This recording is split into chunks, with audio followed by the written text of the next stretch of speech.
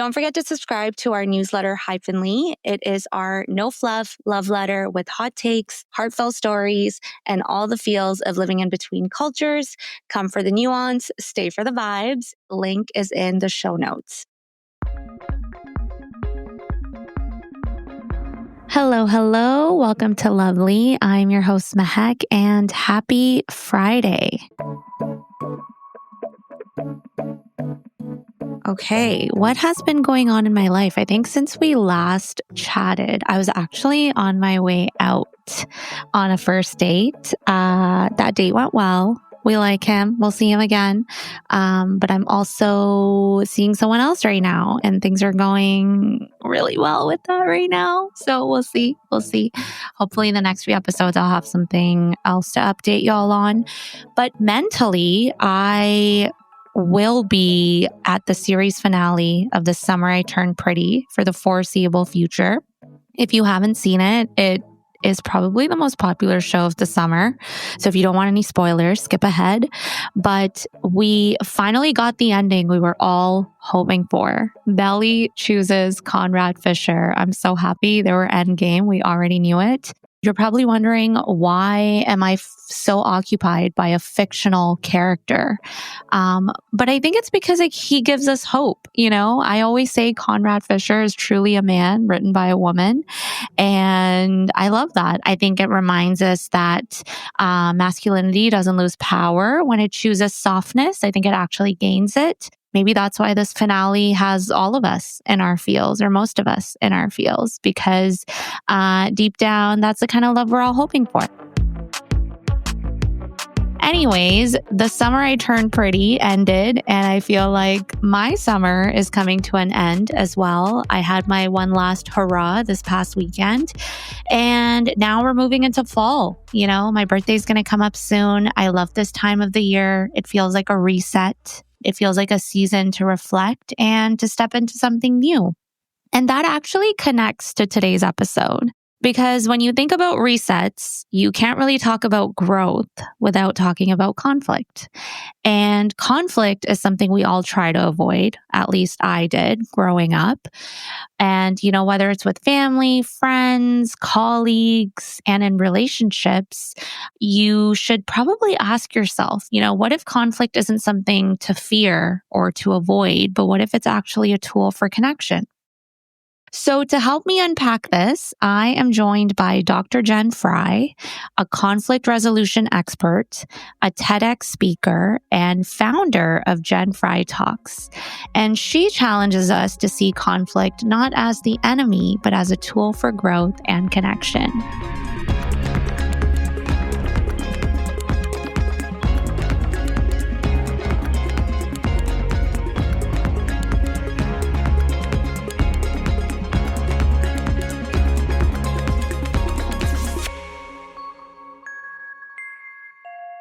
Dr. Jen, welcome to Lovely. How are you? I'm doing fabulous. Thank you very much for having me, friend. Amazing. Where are you joining us from today? I am joining from the greatest city ever, Baltimore, Maryland. Oh, amazing. I have never been. Have you always been in Baltimore? No, so we're talking about love. And I think like you unknowingly actually picked a perfect person for what you just talked about. So I Really? actually moved here because of my ex-boyfriend. To kind of make a short story longer, I'm a former college volleyball coach. I coached for about 15 years. I'm also a professional speaker. And I went to Michigan State specifically, to do my PhD. And January of 2020, met a guy. And I mean, we know what happens with COVID and all that. So we were, you know, in the house for 9 months, and then it got to be a point where I was able to kind of do writing of my dissertation and everything, not in Michigan. And so it was like, okay, do I move back to Durham where I have a lot of friends? I worked in North Carolina for years, or do I try this out and move to Baltimore? I'd always wanted to live in the city, always. And so it was like, okay, let's give it a try. And so moved here. We were together for 2 years and then broke up. But I always like to think that I was supposed to be in Baltimore, and Daniel was just the conduit to get me here. Because I love this city. I don't think I'll ever leave, but I needed a reason to come here because I would have never moved, even thought to move here without a reason. Yeah. The silver lining in that is that he brought you there and then you ended up staying there. Okay. Well, I'm sorry that didn't work out. Why? Wait, can I always pause on that? I Yeah, think whenever we talk about relationships, people are always like, oh my gosh, I'm sorry it didn't work out. you're But what right. if it did work out? What if it worked out for the amount of time it needed to give me the growth I needed? And that's all I needed from that relationship. And I think so many times when we think about marriages, it's like, oh my gosh, it didn't work out. How do we know that the 10 years, the 15 years, the 2 years weren't exactly what the people needed to grow and to go be their better selves and to find what they actually needed? You're so right. I think it's just so naturally innate in us to respond that way. But you're totally right. Mhm. When you actually think and pause for a second, endings need to happen so new beginnings can start. Yes. And sometimes Yes. those endings leave you exactly where you needed to end to find that next step.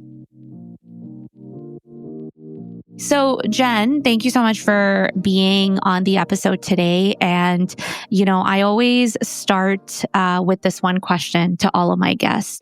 And I want to start with identity, right? And I think it relates to the topic of conflict because growing up in an immigrant household, conflict always came in two extremes, right? Some days it was very loud and explosive, and other days it was like total silence. Like everyone mentally all agreed that it was safer to pretend like nothing happened, right? And that's how like it shaped me. That's how I learned to address issues. So I'm very curious to know a little bit more about your background, the work that you do, but wanting to zoom out and learn your connection to immigrant identity and kind of how it shaped you. Oh my gosh, this is such a great question. So my connection to immigrant identity is I actually am an immigrant. I was formerly undocumented. So for the very first 6 years of my life, I was undocumented. And one of the things that Ronald Reagan did is that he had a bill. And the bill was that if you lived in the US for X amount of time and blah, blah, blah, you get an immediate path to your citizenship. And because of that immediate path to citizenship, I was able to get my green card within 3 months, if that. It was really Wow. fast. Unheard Yeah, of girl, now. girl. And so literally Ronald Reagan had this amazing program for undocumented folks where, like I said, you had like there were certain stipulations, but I remember so I essentially was brought from Canada, lived in Arizona, and so we lived 5 minutes from the Mexican border. And so we went to Calexico for my green card. I remember standing in line, having to take the pictures, and within 3 months I had my green card. And so I feel very lucky Mhm. about that opportunity that my mom was able to know about that because many people didn't know about it. So I got my green card and I was a green card holder up until I was 27. And like, let me also premise in this day and age, what I'm going to tell you is going to sound horrible, but also this is the privilege I had. So it got to be a point when I was 27 where the cost to become a citizen was cheaper than renewing my green card. So I literally was like, ugh, fine, I'll just become a citizen. Like that's what I was like, that's what I'm saying. It sounds bad right now, but I literally was Yeah. like, ugh, fine, I'll just do it. And it was even, like I said, I'm going to continue saying this. And I know people are going to be like, this girl. And so it got to be the point where I signed up to go and take the test. And I literally pushed it off 3 times. They literally emailed or they sent me a letter and they're like, if you push this off again, you are not going to be able to become a citizen. You were like, I just need to get this over with. Like, Literally, yeah. like, oh my God, Yeah. how embarrassing, right? And so I did that and I got my citizenship. I see. I see. Okay, amazing. Well, I have the opposite thing. So I was like raised in Texas and then moved here. And my family and my brother, they're all dual citizens and they've applied for my citizenship. But, 3 months, like, it's just laughable. Like, it's been like 3 years and Right? it's still in process? Okay, but I want to hear a little bit more about your upbringing. Like, what did you experience and see growing up in your household? About like love and relationships and even conflict. That's such a layered question. So my mom is white Uh-huh. and my dad was black. So I lived kind of in this white household, and the white side of my family is Jewish. So my mom adopted me when she was about 41. She had 5 kids before me. And I think by the time she got to me, she was like, girl, I'm done with some of this stuff. Like, you got to figure this out on your own. Oh, wow. And I appreciate that because part of it is like I'm like a feral cat. I am just so used to independence. I'm so used to freedom. Yeah. I never had a curfew when I was growing up, Wow. which for some immigrants would be like, Oh my "What, no God. curfew?" Yeah. My mom would have alcohol in the house and she'd be like, "You could have some," but I wasn't ever interested. For me, my biggest fear was my mom being mad at me. So she would be like, "If you get in trouble, I will not bail you out of jail." And she was dead serious. She worked for the court system. And so when trouble would happen, I would be smart enough to be like, "No, let me take my butt home because my Uh, mom will not bail me out." And so when I think about love, I think about how love is shown in action and doing things. And I think a lot of people don't pay attention to that. And my mom did a lot of that. I think about conflict that my mom was really bad at it. She was super conflict avoidant. She would have jumped out of a moving car so that she wouldn't have to navigate conflict. really? And I think it comes when you have 5 kids by the time you're 25, you don't have time for conflict. Like you don't develop any skills. And a lot of how we navigate conflict now is based with no skills. It's just based on what we were in or what we saw, what we dealt with. And so I learned how to be super conflict avoidant growing up with her. And I think for me, one thing I look at is how white women are raised is they're raised to be very conflict avoidant because for them, the idea of maintaining the peace has been taught over anything. And we are like, forget the peace. That is the worst thing ever. And so I had a mom who she would maintain the peace no matter what. And then you have me who is like, no, fighting back. And so I look at what I learned growing up as something now I can talk about when I see people going through it and talking about it in more nuance. When you were first starting out thinking about, I guess like in relationships and your friendships or even at home, like dealing with conflict, like were you leaning more towards avoiding conflict or were you like, I don't like the way my mom deals with it. I need to do the opposite. Like where was your head at? So I think about when my mom would do it, I became really aggressive because when you are silenced, you want to say how you're feeling. And so my mom, like, say any type of conflict would occur, and she would like literally be like, "Look at the flowers, look at the plants, look at like, look at everything else." And it would be so obvious that it kind of hurt even more. That it was like, I'm obviously trying to silence you. Mm-hmm. And so for me, I when that's what you see, you don't know any different. You don't know what healthy conflict or relationships look like. So I would say where I reside, especially with the work that I do, the work of working in conflict has fundamentally changed me as a human. I do not think you can do conflict work without it changing you. If it does not change you, then you're not actually doing conflict work.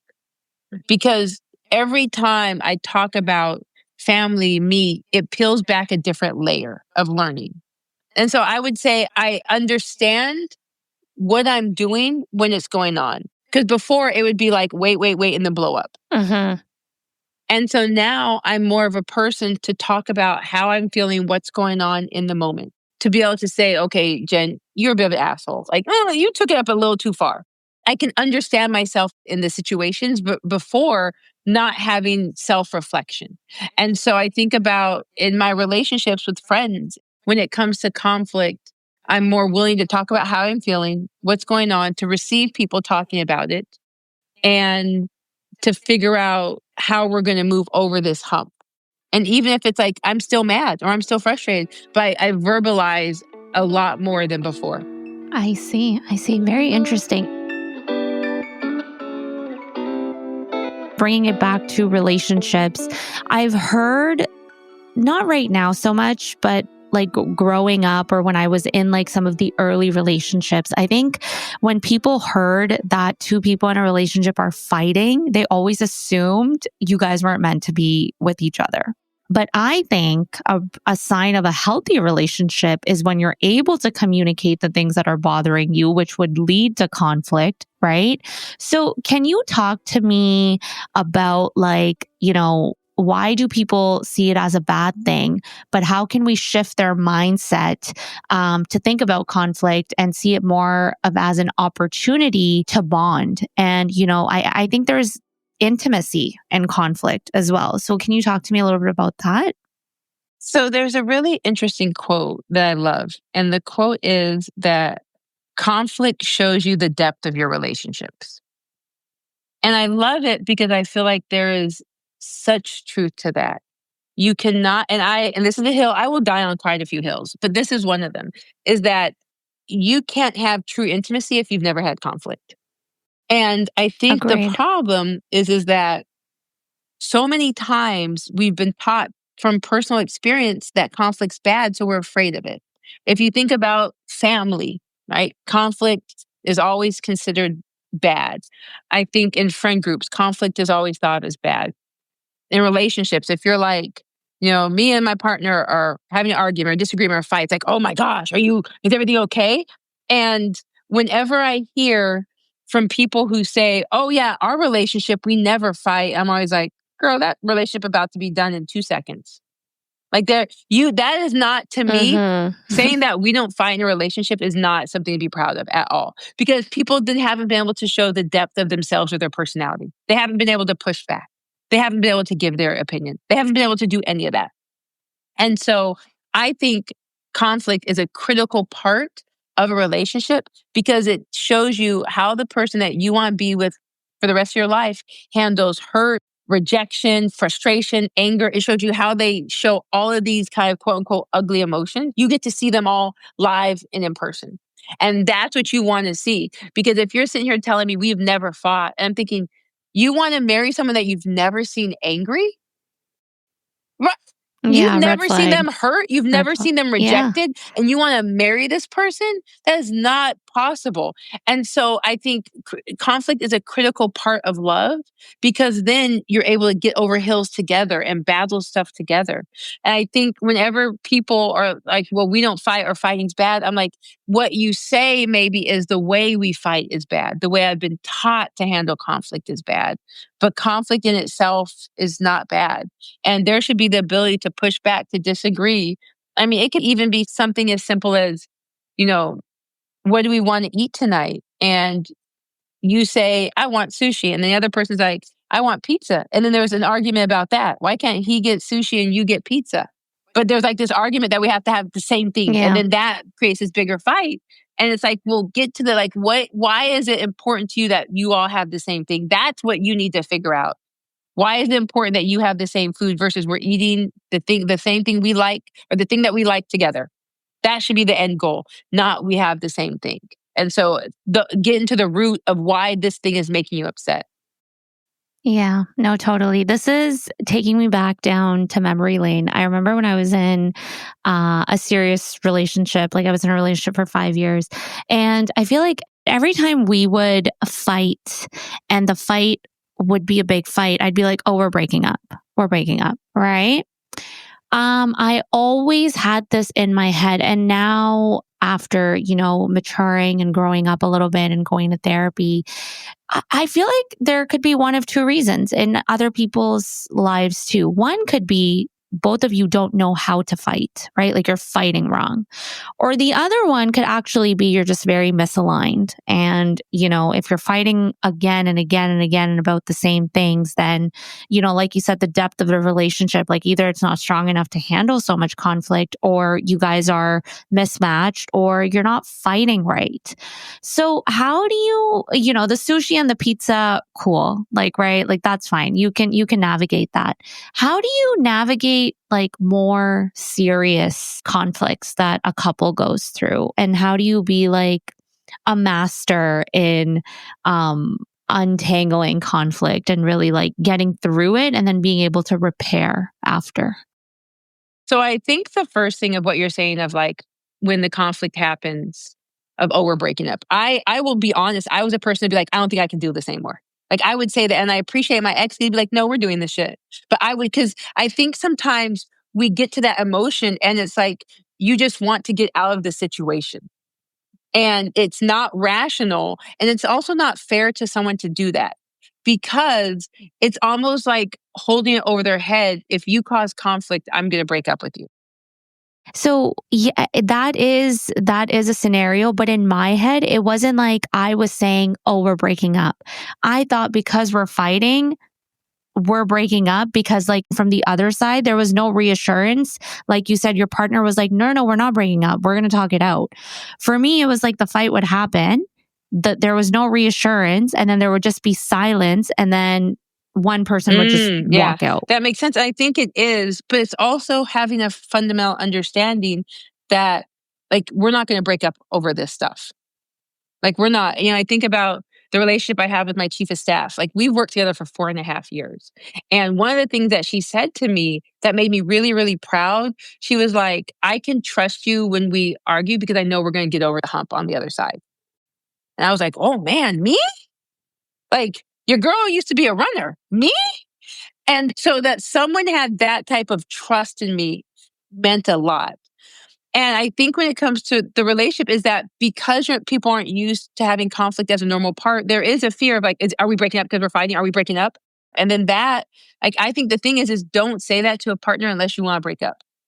Don't say that in the heat, because if your partner's like, fine, we're breaking up. Now you done screwed up just because you're frustrated at work and now you said something wrong. Yeah, that's like protest behavior, right? You're trying to say something to get a reaction, and then when you're not getting that reaction, then you're even more so frustrated. Don't say it unless you mean it, because people will weaponize that. And now you might be in a situation where the person's breaking up and you're like, oh shoot, like I didn't mean that. Well, stop saying stuff you didn't mean. I wanted to also get into, well, once you are fighting and you fought about it, how do you like come back from that fight? I will tell you that's a hard thing I have. I think the first thing is that there has to be acknowledgement of what happened, accountability, and apologies. Because I can't give advice to someone who is like, what do I do if the person I'm dating just doesn't admit when they're wrong, or they don't, like, I would be like, break up. I can't give advice with that. I think if we're talking about how do we come back, there has to be acknowledgement. There has to be repair. There has to be an apology. Like those are important things. I screwed up. I did this. All right. That's a part of how you get through it. I think a lot of times people are asking, how do we get through conflict when there's been none of those? You can't. Because all that happens is that just sits and piles up. So there really isn't. You have to learn how much you're willing to tolerate. That's what it comes to. Yeah.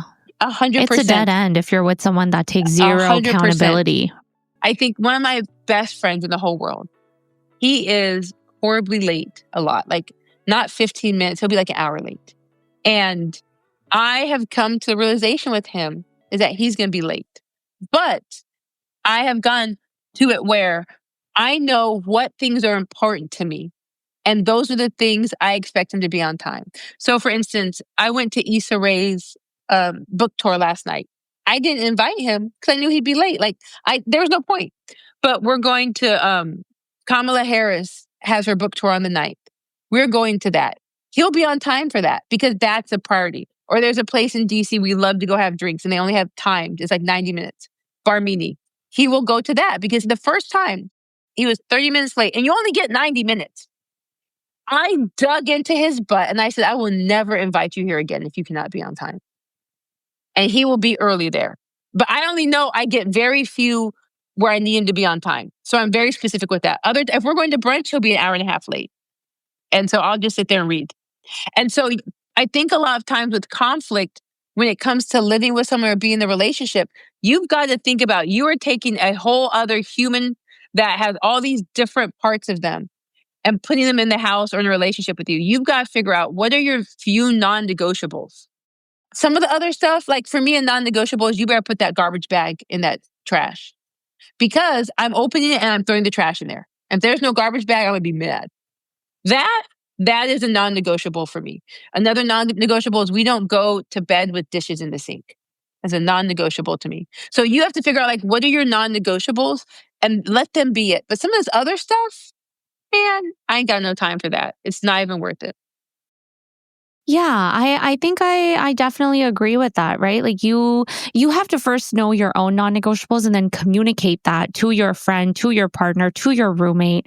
And then if they after communicating they're still being disrespectful and not following through with it, and then you're having the same conversation again and again and again, then you are like, okay, you know what? It's not going to work out, and life is too short to be spending it doing the same thing again and again when I've told you it pisses me off, Well, right? and you have to figure out, is this worth it? You want to live this way for the rest of your life. I think one of the things that also made me think was the idea of, if they never change this for the rest of their life, would you be okay with still being with them?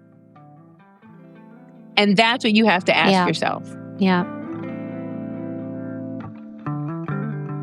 I kind of want to go to a different part of this conversation. So, we've talked about conflict in relationships. We've talked about it with our friends, with our roommates. Another environment where conflict often comes up, and it relates to the power dynamics and gender roles, I think, is in the workplace, right? And I've noticed, like, when you're in a meeting, let's say your boss has an idea, but you don't agree with that idea. And maybe you have a little bit more experience and you want to speak up, but you're hesitant to speak up. And especially when the dynamics change, your boss is a male, you're a woman. What themes and trends are you noticing when it comes to conflict within the different power dynamics? That's such a hard thing. So I think a lot of it is contextual base, and it might be depending on the relationship you have with your boss. Is it a relationship where you can ask him beforehand, like, hey, if we're in a meeting, I have a suggestion, or there's maybe something I want to push back. Can I do that in the meeting? And they might be like, no, but you can tell me afterwards. Cool. It might be that your boss doesn't want to hear anything, and you just document on your notes, and you got your notes of everything, right? Everything is contextual based. And I think when we think about power dynamics of just women and men, I've seen it where if a guy keeps interrupting, is that the woman will just keep talking and say, when I'm finished, you're more than welcome to give your opinion. And to not allow those type of things to occur, right? To say, when I'm finished, I'll let you know. But how do you kind of keep your power in situations where it's an all male group, where it's easy for them to just kind of keep stepping over you? And, one of the things I talk about when you set boundaries, while the first boundary you set can feel hard, it's actually not the hardest one. That will probably be the easiest boundary you'll set. The hardest boundary will be the one that you have to keep doing, because people are habitual line steppers. They will keep stepping over that line. I love that we, reach the topic of boundaries. I honestly think in all aspects of your life, boundaries can actually save your life. So I'm actually curious to hear, when was the most like a memory in your mind where you were really proud of yourself for setting a boundary and it was Mm. monumental? Like, can you share something? Man, that's a difficult one. I think, like with my mom, I think a boundary that I had to finally set whenever conflict would happen and she would start, like I said, like pointing stuff out and kind of silencing me, I just started to get off the phone. Like, my boundary was, I'm not going to deal with that anymore. And before, it would end up like me getting mad and yelling and that. And it just became like, I'm just not going to be on the phone. And so literally what would happen is that, say some conflict would start to happen, and she would be like, well, like, look at this, look at that. And I'd be like, Mom, I'm getting off the phone. Like, I'm not doing this. And interestingly enough, when I started doing that, my mom would like write me an apology letter. And it came to be that her way of managing conflict was writing. And so I learned I that. And it see. gets to be a point, I'm not sure how old your parents are, but my mom was, like I said, like 41 years older than me. And I think sometimes we want our parents or people to do stuff the way we want. And my mom was like, when I got older, set her 60s, 70s, she's not going to do that. Like, she hasn't had the experience and all that. And I could either ignore the letters or be okay with, that's the way that we navigate conflict. right? Like Yeah. we would literally email back and forth, even to the point where like she would call me or text me and be like, "Did you read my letter?" And then that's where I would go and look at it. But like that's how she managed it. Yeah.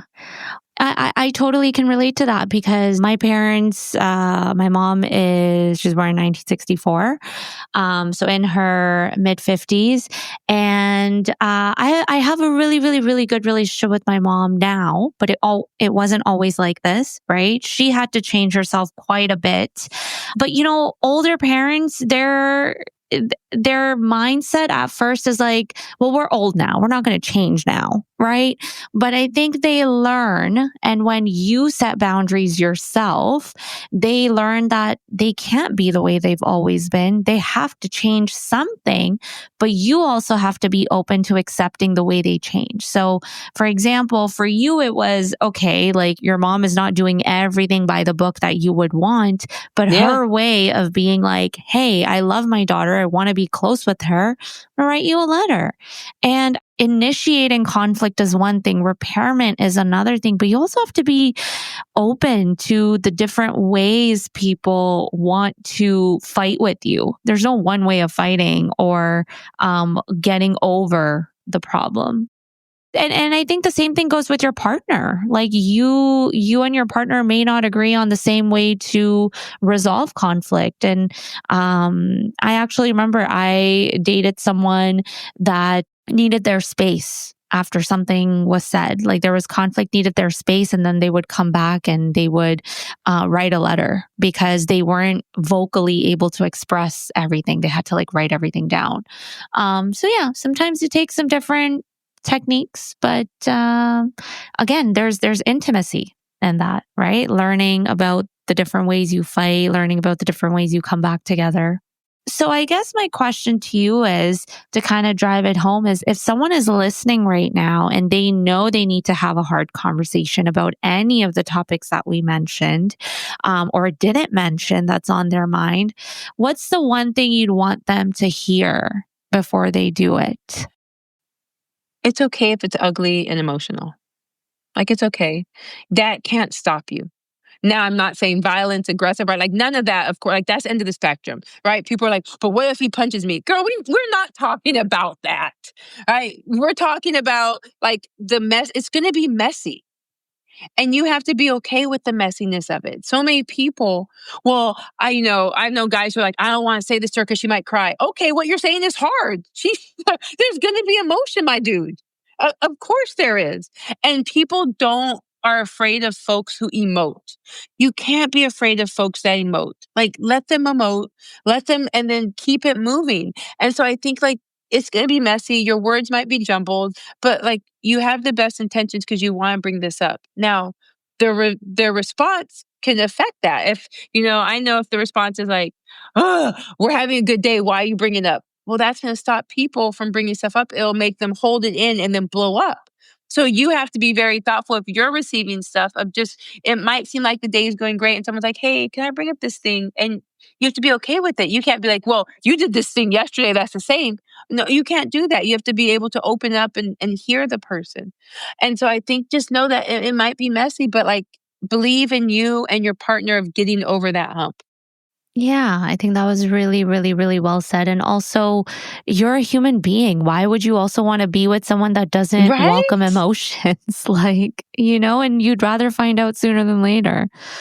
I think conflict can actually save you from being with Yes. the wrong person because then you find out so much about Yes. them or help you realize that you are with the right person, you know? The thing about it is that when it comes to conflict, I don't know anything about it, but if you found someone that you all can really talk about it and share and get over it and move forward, I think that's a really special thing. Okay, so every episode when I have a guest, I've started this recently, I ask my guest a question that the previous guest left for them. So the last person that I had on wanted to know, how would you describe your year in one word and why that word? My word would be like, fuck, with like 15 Ks after that. That would be my word. And why? So Why? 2 things. So I have a professional speaking company and I have a tech platform. And from the professional speaking, when I pivoted topics in 2023, I kind of pivoted with the ego, meaning they're going to know who I am. They're going to know my change of topic. No, they are not. And you have to do stuff to make them switch what they think about you in relation to the thing you talk about. So that whenever they talk to other people about you, it's easy to be like, oh, Jen talks about conflict. And I didn't do the work. It has been a hard year of pushing the ball. And I think the one thing you have to do is trust in what you're doing. And so putting out emails, getting to be known as this expert, it's just been hard. Just getting the ball going. It is so difficult. And the no's you get and the frustration is really, really hard. I've had to literally rebuild 2 companies from the ground up. And that has been so painfully hard because you get into these spots of just unsure of what the hell to do and frustrated and heartbroken and all of that. And then you get one brick will move and then another brick will move. And that's like you have like the one thing I tell anyone who's doing anything, when it gets really hard and frustrating, you never stop. That's when you have to keep pushing even more. No matter if it's sending 1 email a day, no matter if you cry in between emails. Like I tell people, I got a basement, go cry in my dark basement. Like you have to keep pushing because those moments are going to happen and they cannot stop you. Like I think about, I'd be involved in pitch competitions and someone would be like, I lost, I'm never doing this again. And I'm like, this pitch competition made you stop doing your business? Girl, get out of here. Like go tell that stupid stuff to someone else. Like that, the things that should stop us should not be it. Like stuff is going to be so hard. You have to find a way to keep pushing that rock. Yeah, and you know, it's obviously not nice to hear that the year has been hard, but I think being a business owner, you have a lot of hard days, a lot of, hard months, which translate into a hard year, but the hard years grow the strongest roots, and I feel like the hard years have a way of shaping us into the people that we're proud of later, and grit is so important. So I'm manifesting that the rest of the year turns out to be better. Yes. I know it will be because just from the brief interaction we've had, it seems like you're not going to stop. So yeah, I'm manifesting that for you. But thank you so much for having this conversation with me. I had a great time with you. But what would your question be for my next guest? The question that I would ask them is there anything that has stopped you from bringing the best version of yourself to the ones you love? Wow, that's loaded. Okay, I'm excited. I'm excited to ask that one. I love it. Okay, so to play back our conversation, I think you gave all of us a fresh perspective on conflict. You gave us some practical tips. And I think the takeaway is, that conflict isn't always about the argument. It's about your identity. It's about what we've inherited. But it's also about finding a new way forward. And to everyone listening, I'd love for you to think about what conflict style you're carrying and if it's still serving you, and also to just put it out there, like conflict, like to fight means you still care, and silence may feel like peace in the moment, but often it's just distance, and real intimacy comes in the repair. So thank you so much for tuning in to Lovely. If you enjoyed this episode, share it with someone who's really good at conflict or who always avoids it. But I will see you next time. And thank you so much, Jen, for being here. Of course, friend. Thank you for having me.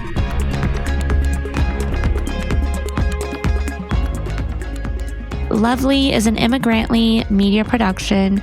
This episode was produced by Sadia Khan and Shay Yu, written by me, Mehak. Theme music, sound design, and editing by Lou Raskin. Other music is by Epidemic Sound. Tune in every Friday for more Lovely.